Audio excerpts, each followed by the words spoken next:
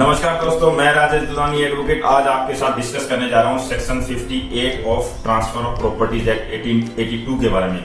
दोस्तों, section 58 1882 transfer of property act कहता क्या है? दोस्तों, इसमें जो है मॉर्गेज ऑफ प्रॉपर्टी के बारे में जानकारी दी गई है, यानी किसी भी प्रॉपर्टी, इमूवेबल प्रॉपर्टी यानी अचल संपत्ति को किसी के पास में मॉर्गेज करना, यानी उसको पास में बंधक रखना। दोस्तों, ये जो मॉर्गेज डीड है वो अगर 100 रुपए से ज्यादा की वैल्यू की कोई भी प्रॉपर्टी है तो आपको रजिस्टर्ड करवानी जरूरी है, और रजिस्टर्ड के टाइम में आपके लिए 2 विटनेस जरूरी हैं जिनके साइन होने चाहिए।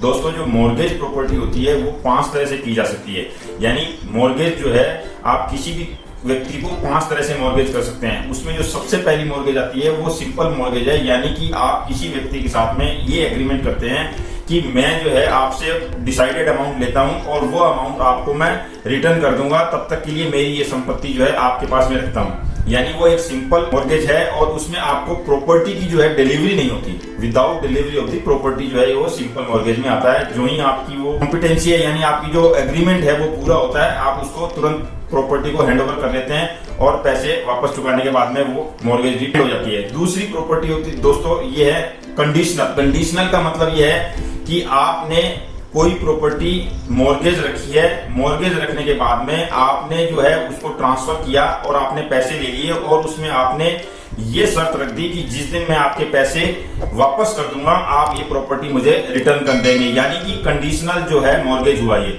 इस तरह से कंडीशनल मॉर्गेज में आप जो है एक कंडीशन रख देते हैं कि जो ही मैं आपको लोन वापस करूंगा, ये जो मेरी प्रॉपर्टी मैंने आपको दी है वो आप प्रॉपर्टी मुझे वापस दे देंगे। उसके बाद में दोस्तों जो तीसरा और जो महत्वपूर्ण है वो है यूजुफ्रैक्चुअरी मॉर्गेज। यूजुफ्रैक्चुअरी मॉर्गेज का मतलब ये होता है दोस्तों कि सपोजेडली किसी के पास में दुकानें हैं काफी, और आपको वो दुकानें प्रोवाइड कर देता है, और प्रोवाइड करने के बाद में ये कहता है कि इन दुकानों का जो भी रेंट आ रहा है वो आप अपने मेरे को जो पैसे दिए उसमें से आप एडजस्ट कर लीजिए, और जिस दिन ये पैसे आप एडजस्ट कर लेंगे उसके बाद में आप मुझे उन दुकानों का कब्जा वापस दे दीजिए। तो इस तरह से वो आप जो है उनकी दुकानों का कब्जा लेते हैं, और कब्जा लेने के बाद में जो रेंट आता है वो अपने पास रखते हैं, और जब तक रखते हैं जब तक कि आपने जो पैसे दे रखे हैं वो पूरे नहीं हो जाते। ये आती है यूजुफ्रैक्चुअरी के अंदर। इसके बाद में दोस्तों आती है इंग्लिश मॉर्गेज। इंग्लिश मॉर्गेज का मतलब हुआ कि आपको अपनी जो प्रॉपर्टी है वो रजिस्ट्री करानी पड़ेगी, यानी कि आपको जिससे आपने पैसे लिए हैं उसको आप अपनी प्रॉपर्टी रजिस्ट्री करा देंगे, और रजिस्ट्री कराने के बाद में जो पैसे मिलेंगे, आप जब अगर आपके पास में पैसे पूरे हो जाते हैं तो आप उस पैसे को वापस देने के बाद में वो रजिस्ट्री वापस अपने नाम करा सकते हैं। ये इंग्लिश मॉर्गेज के रूप में कहलाते हैं। दोस्तों, इसके बाद में आता है डिपॉजिट ऑफ टाइटल डीड्स।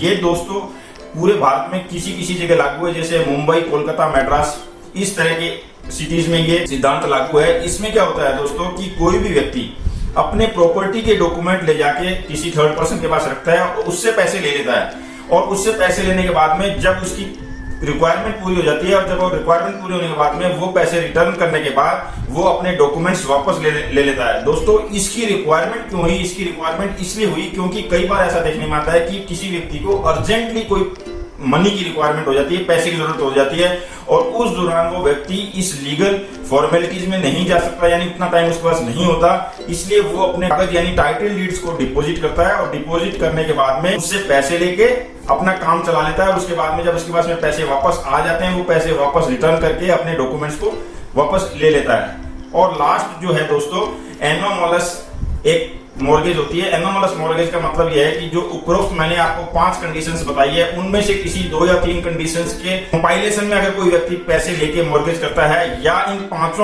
शर्तों के अलावा कोई शर्त के साथ में अगर वो पैसे लेके प्रॉपर्टी रखता है या मॉर्गेज करता है, तो दोस्तों वो एनोमलस प्रॉपर्टी के मॉर्गेज के रूप में मानी जाएगी। दोस्तों, इसमें 2 पार्टी होती है, मॉर्गेजी और मॉर्गेजर।